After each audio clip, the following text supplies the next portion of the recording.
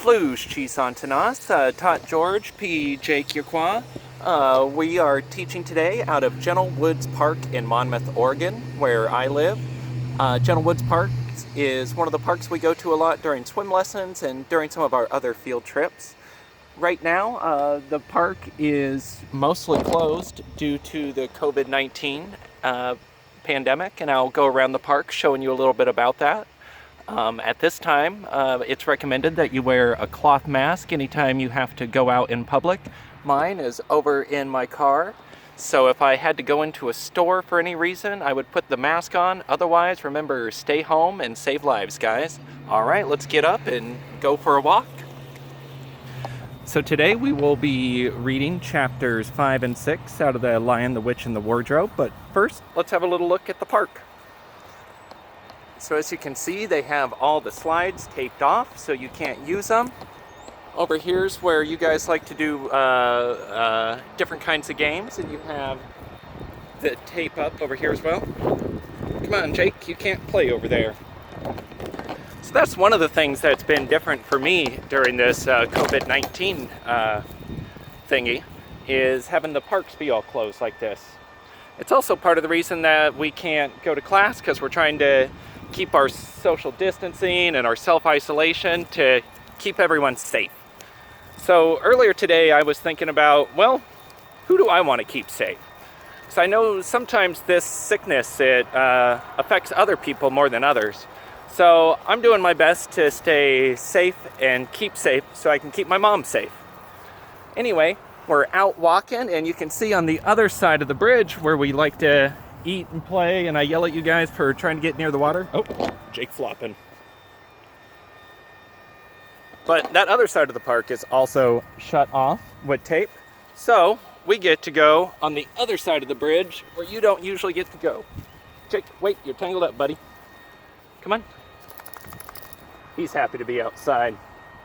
So remember, it is still okay to go outside, but if you do, keep distance from others. And remember to wash your hands when you get inside. So right now we're in chapter 5 of The Lion, the Witch, and the Wardrobe. And so far we've been following the 4 kids around and what they've been up to. In the first chapter we met Peter, the oldest boy, and Edmund, the younger boy, who seems like he's kind of a jerk a little bit, as well as Lucy, the younger sister, and Susan, the older sister. And so far they were playing some hide and seek at the professor's house because they were out practicing self-isolation. Or not self-isolation, they were evacuated from London because of the war. But it's similar to our self-isolation in that they couldn't go outside and they couldn't play.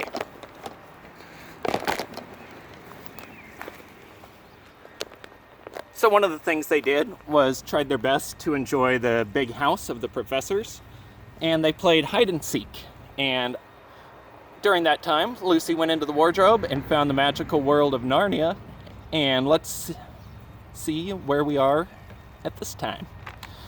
So remember, chapter 5 and 6, we have our vocabulary words. We have spectacles, prigs, crockery, and larder.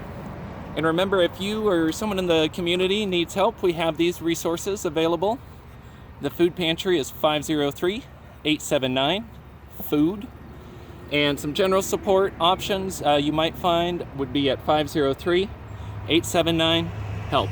So remember, guys, stay safe during this time. Watch out, Jake. Oh, and before I forget, we're introducing today Brock Lobster. This is Jake's buddy, Brock. Brock's a lobster, and Brock also has a math tower, which you can find links around somewhere on the page and get more entries into our raffle. Anyway, let's get started on chapters 5 and 6. Where we left off was Edmund had met the White Witch as well, but he seems to be taken by her Turkish delight, so let's see what happens. Chapter 5. Back on this side of the door. Because the game of hide and seek was still going on, it took Edmund and Lucy some time to find the others.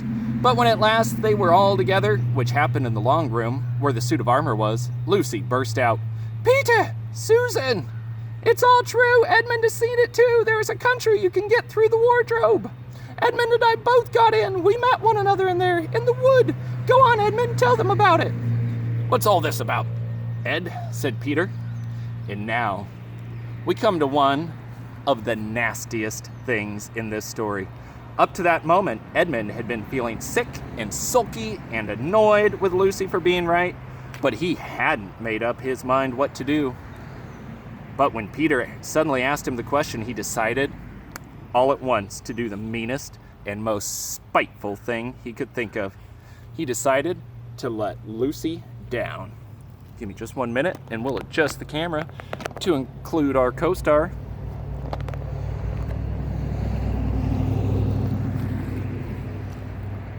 Tell us, Ed, said Susan, and Edmund gave a very superior look as if he was far older than Lucy.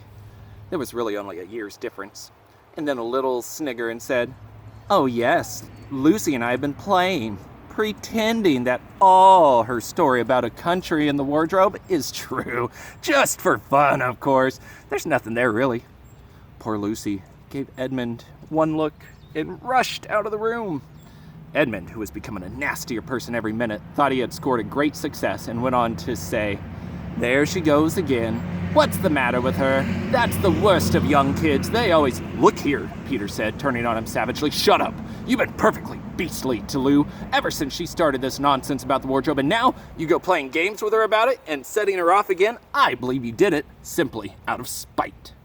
"But it's all nonsense," said Edmund, very taken aback. "Of course it's all nonsense," said Peter. "That's just the point. Lou was perfectly all right when we left home, but since we've been down here, she seems to be either going queer in the head or else turning into a most frightful liar. But whichever it is, what good do you think you'll do by jeering and nagging at her one day and encouraging her the next?" I thought, said Edmund, but he couldn't think of anything to say. "You didn't think anything at all," said Peter. "It's just spite. You've always liked being beastly to anyone smaller than yourself. We've seen that at school before now." "Do stop it," said Susan. "It won't make things any better having a row between you two. Let's go and find Lucy." It was not surprising that when they found Lucy a good deal later, everyone could see that she had been crying. Nothing they could say to her made any difference. She stuck to her story and said, "I don't care what you think. I don't care what you say. You can tell the professor, or you can write to Mother, or you can do anything you like. I know I've met a fawn in there, and I wish I'd stayed there because you were all beasts. Beasts!" It was an unpleasant evening. Come here, Bubs. Come on. Lucy was miserable, and Edmund was beginning to feel that his plan wasn't working as well as he had expected. The two older ones were really beginning to think that Lucy was out of her mind. They stood in the passage, talking about it in whispers long after she had gone to bed. The result was the next morning they decided that they really would go and tell the whole thing to the professor. "He'll write to Father if he thinks there is something wrong with Lou," said Peter. "It's getting beyond us." So they went and knocked at the study door. And the professor said, "Come in," and got up and found chairs for them. And then he was quite at their disposal. Then he sat listening to them with the tips of his fingers pressed together and never interrupting till they had finished the whole story. After that, he had said nothing for quite a long time. Then he cleared his throat and said the last thing either of them expected. "How do you know," he asked, "that your sister's story is not true?" "Oh, but," began Susan, and then stopped. Anyone could see from the old man's face that he was perfectly serious.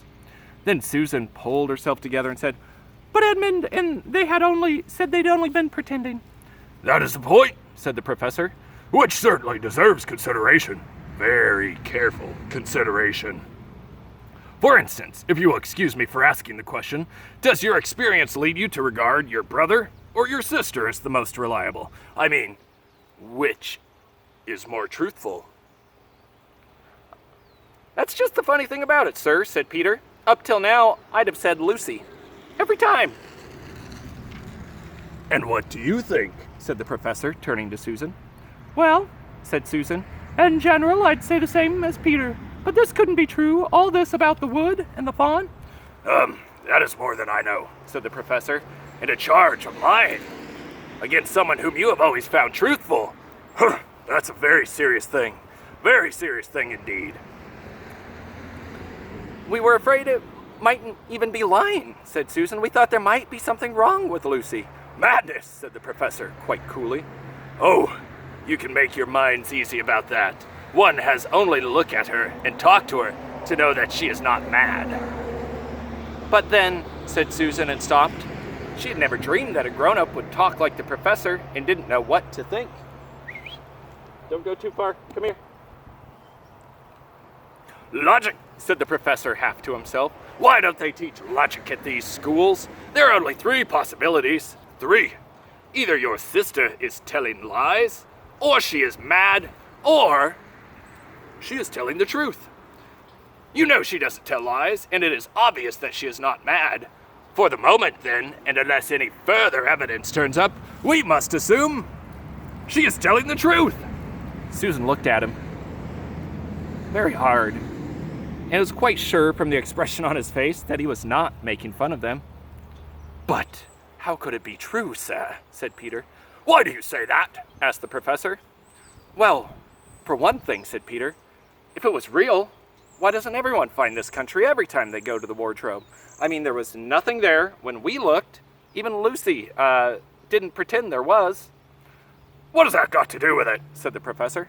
Well, sir, if things are real, they're there all the time.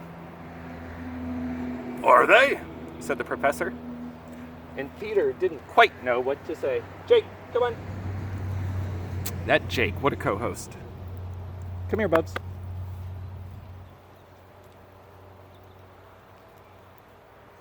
Well, sir. Oh, there we go. Well, sir, if things are real, they're there all the time. Are they? Said the professor, and Peter did not know quite what to say. But there was no time, said Susan. Lucy had had no time to have gone anywhere, even if there was a place. She came running out of the room the moment we were out of the room. It was less than a minute, and she pretended to have been gone for 4 hours. Huh. That's the very thing to make her story so likely to be true, said the professor.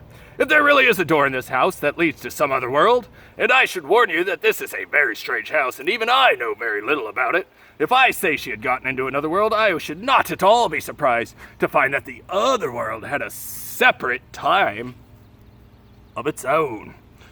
So that however long you stayed there, it would never take up any of our time.